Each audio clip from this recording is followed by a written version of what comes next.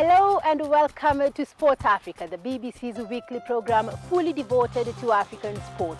I'm Celestine Karoney, and this week, Olympic champion Wilfred Bungei was a winner on the track, but after retirement, he struggled with alcoholism. When I started drinking, I knew there was no stop, completely nothing. I don't go to work, I wake up in the morning, I don't even eat. Africa Basketball League President Amadou Gallo-Fall shares his expectations of the new continental competition. There is an authentic connection between young people in Africa watching the NBA and being able to dream to one day getting into the league. As the Women's Handball World Cup gets underway this week in Japan, we get into the mind of a goalkeeper. She may be 63, but this South African is still calling the shots when it comes to fitness. And how will our contestant fare against the clock in our rapid-fire quiz, Armchair Experts?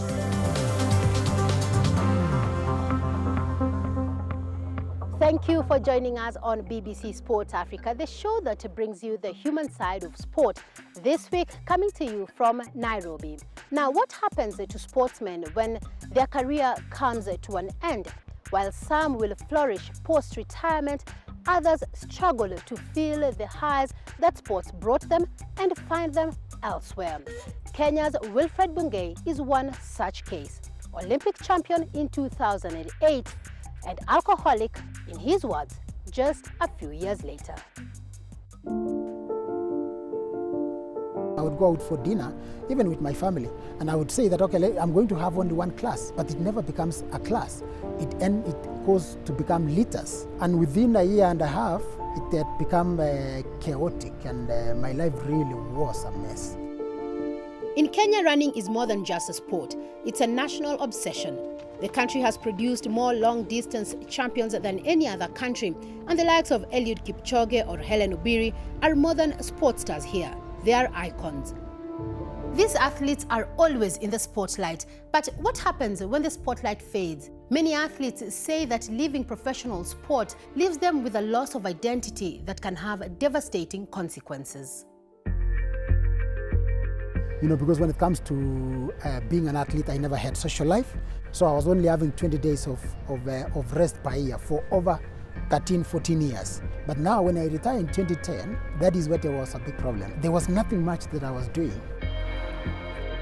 Wilfred Bungei's athletics star once shone brightly.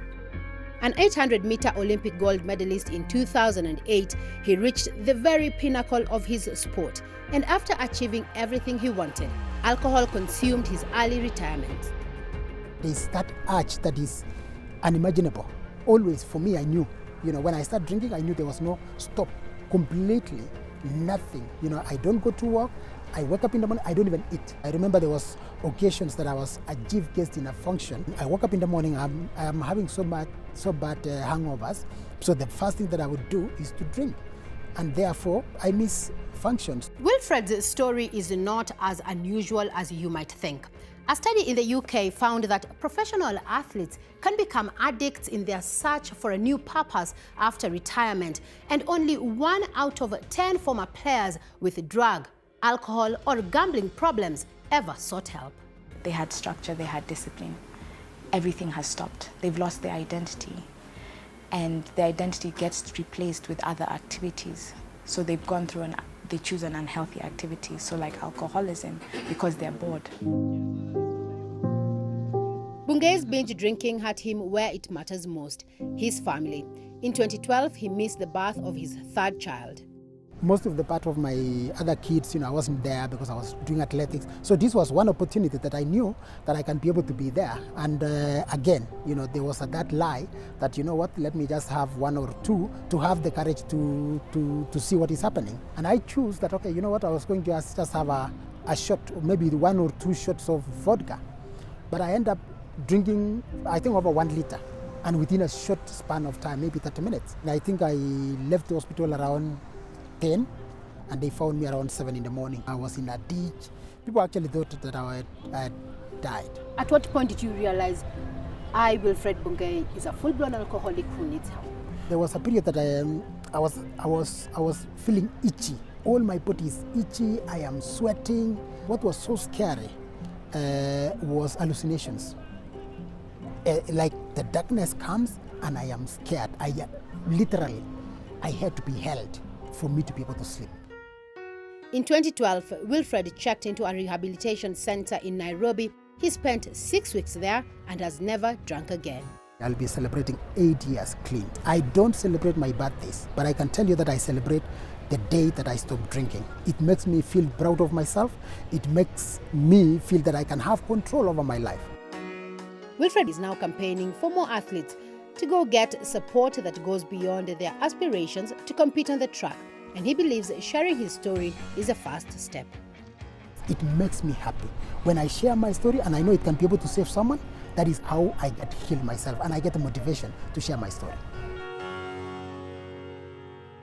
Former world champion Douglas Wakihuri joins us now. Douglas, welcome to BBC Sport Africa. Thank you, Karoney.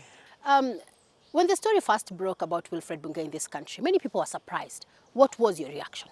It's something that made me think and try to see how well I can structure my future after having competed for my country, after having won all the glory for this country. The next path is always very difficult because we are always given big names. You're a shuja, you're a legend. And sometimes I wonder, really, what is a legend? Who is a legend? Is he supposed to be struggling even after winning all these medals? Or he's supposed to inspire and be a role model for others after all this hard work you do? Is Wilfred Bunga's story unique? I wouldn't think so, is it? I think it is everywhere. But as I said, as an athlete, you have to make choices. And those choices could be painful, could be dangerous choices. Once you have a lot of things, it becomes very difficult for you to make good choices. And if you look at our family setup, it has become norm to use all these stuff that are around us. But then the young people we don't have social areas where we can socialize without that entertainment. When you retired, did you feel that a void was left in your life, and how did you fill that void? Actually, it's not that I retired. It's that I finished what I needed to do So in good time. No, I don't call it retirement because I still run. I've been running since then. Yes, there's no void space unless you want to have one. There's so much you can do. You have to keep yourself busy. For example, I volunteer myself to help the Kibera Running Club. I have a school in Kibera that I help. It's called the Kibera Sevens Kid. Yes, it's a slum. It's an informal sector. And for me, I think my contribution to them, they will try and, if not be better than me, try to be somebody. So what support do you think athletes should be getting while they are active to help them as they transition into retirement? It goes back to the counselor, the mentors. I think we don't have people to counsel us. We have a lot of pressure that you have to win. But then when you come back and get depressed, where do you run to?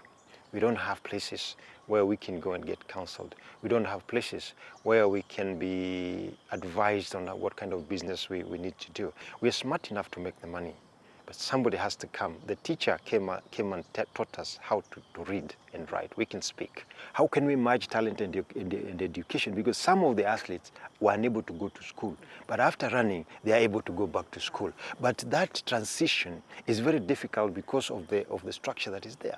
So therefore, we need that home so that we avoid what is happening to our champions. Thank you, Douglas. We will be talking to you in the second half of the show. Basketball now, and next March, the Africa Basketball League tips off across the continent.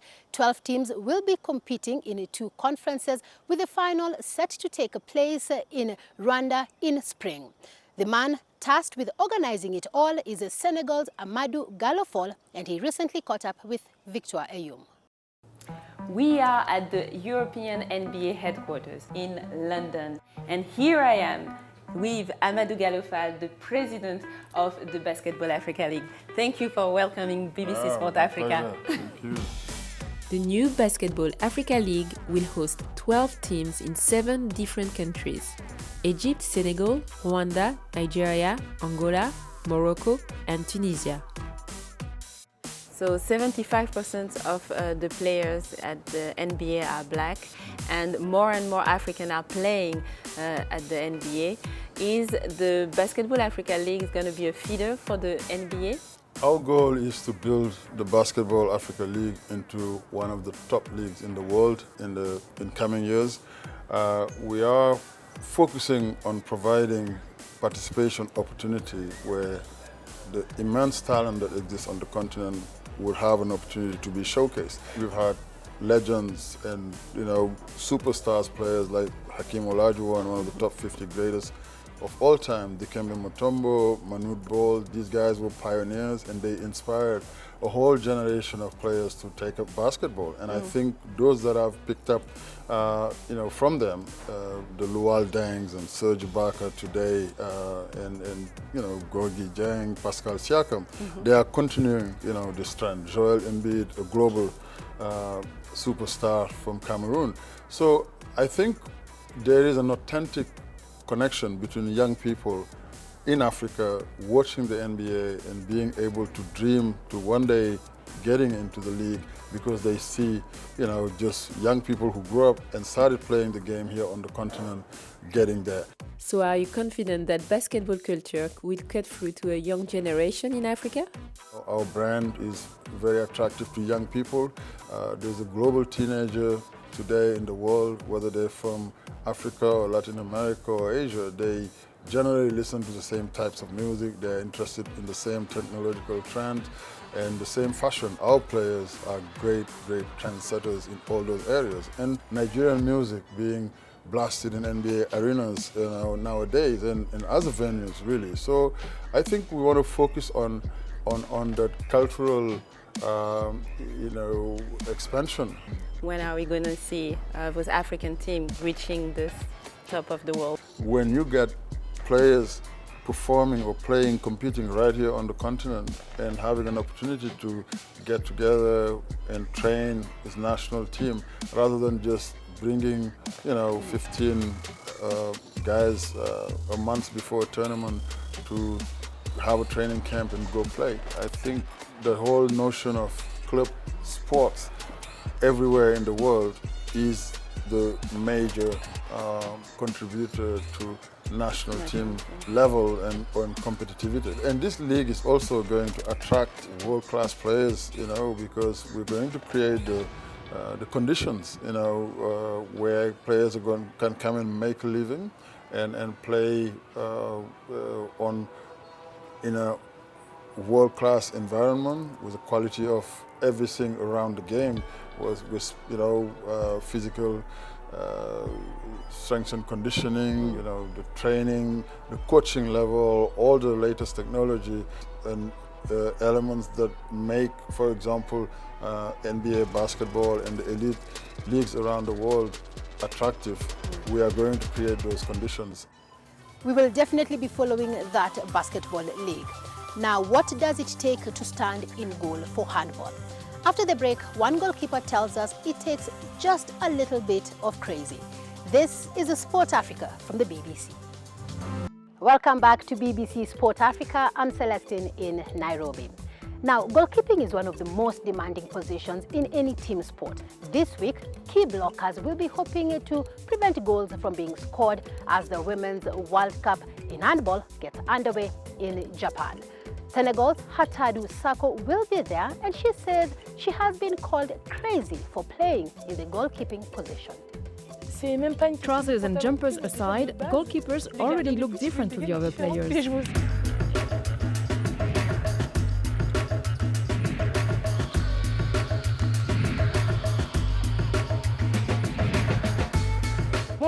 Hi, my name is Hatadou Sako. I'm a goalkeeper at Nice Handball and for the Senegalese national team.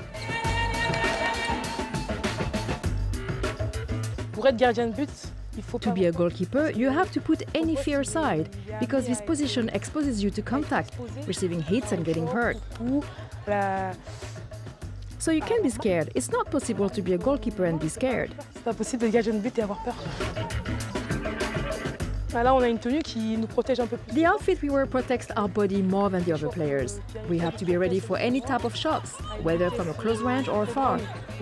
They come in varying speeds and we need to be protected. Du choc. We wear trousers to protect us from the shocks, as well as long sleeve jumpers for the same reason. C'est la même chose aussi pour les chocs. Moi, je me trouve pas folle.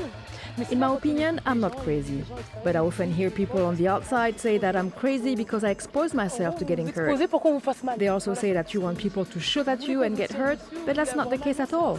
Although it is true that to be a goalkeeper, you do need to have a sprinkle of madness. We all have a sprinkle of madness, but for goalkeepers, it's definitely more prominent.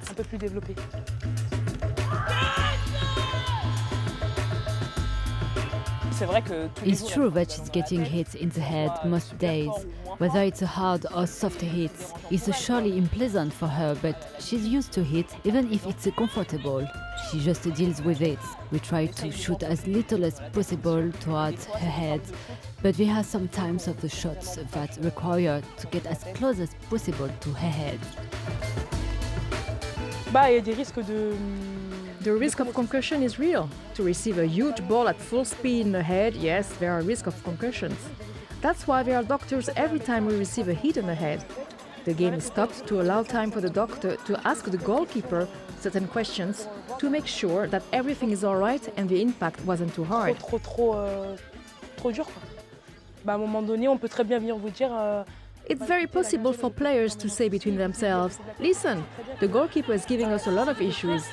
Aim at the side of her head, since we know that she'll react. From the moment a ball flies to a sensitive part of your body, you have an automatic response and reflex, even if it's unintentional. And yes, some players do shoot close to our head on purpose. Très volontairement, on nous tire à côté de la tête, oui.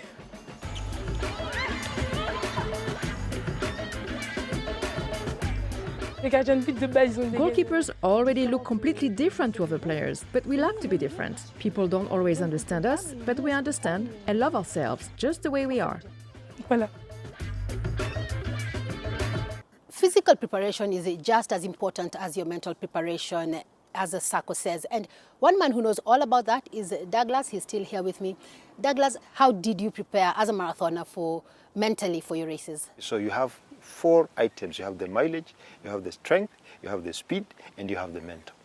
Those are the 4 components that will drive you through any kind of competition for you to be able to challenge and be in the right position at the right time.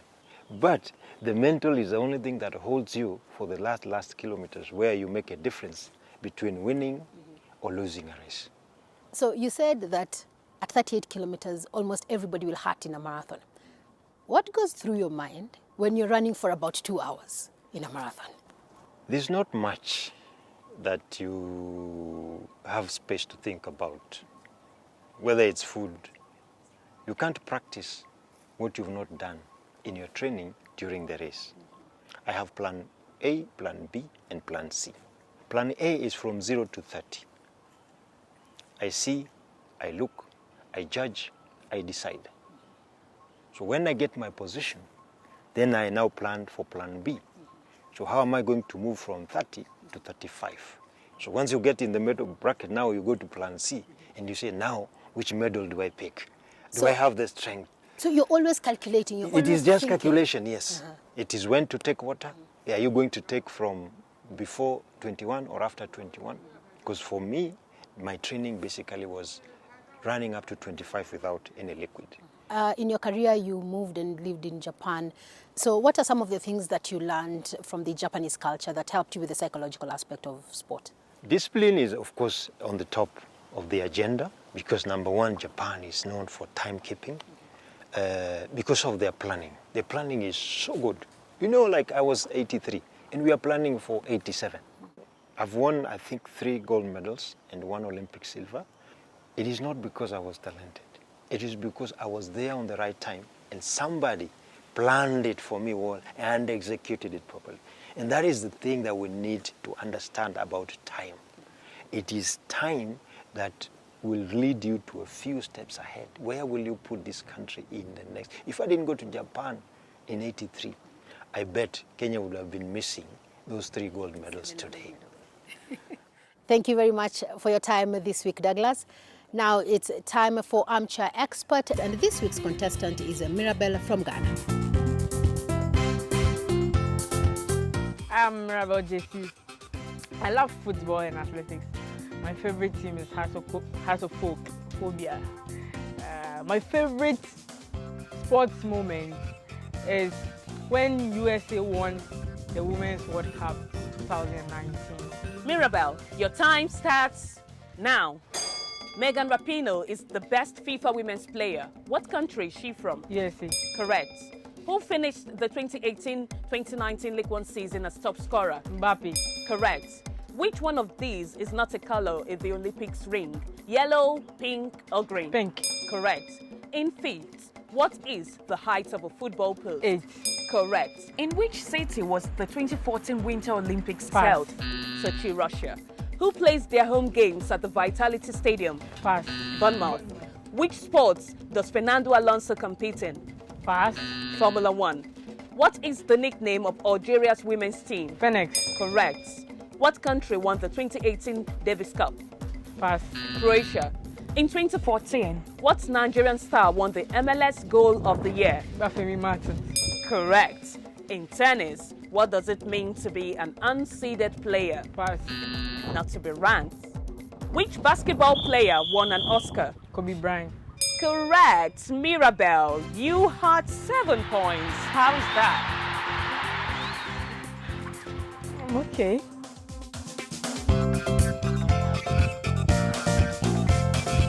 Solid score from Mirabel. Let's see where she stands on the leaderboard. Now, what sport would you be doing at 63? None? Many? Either way, it's not easy, so consider this. Catherine Matebe used to be unable to walk without crutches until one day she heard a song on the radio and tried to dance. For the 63-year-old South African, the rest is history. Believe it or not, I used to weigh 150 kilograms. Exercise saved my life. My name is Catherine Matebe. I am 63 years old. My life before was terrible. When I started this, I couldn't walk properly because I was suffering from high blood pressure and arthritis. One day, I heard the song on the radio and I decided to stand up and try to move my body. That day, my life changed. This is Bupilong Fitness Club. Bupilong means healthy. I'm an instructor, I'm the founder. I started this by myself. Nobody teach me. Almost every day we've got a new member. I don't charge them. It's free of charge. I don't charge them. It's free of charge. Since I started joined Bupilong Fitness Club last year in July, it has changed my life. I can mobilize, I can walk now without getting tired, because even in church I just walk in and sit down. But now I can just dance with them. What I'm looking now, I'm looking to help other people outside country. Here in Africa, I would like to go all over and teach people and tell them how did I change my life. I want to help people the whole world.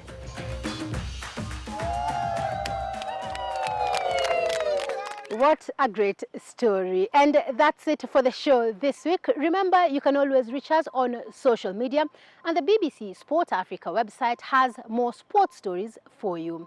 I'm Celestine Karoney. Thank you for watching. Until next time, goodbye.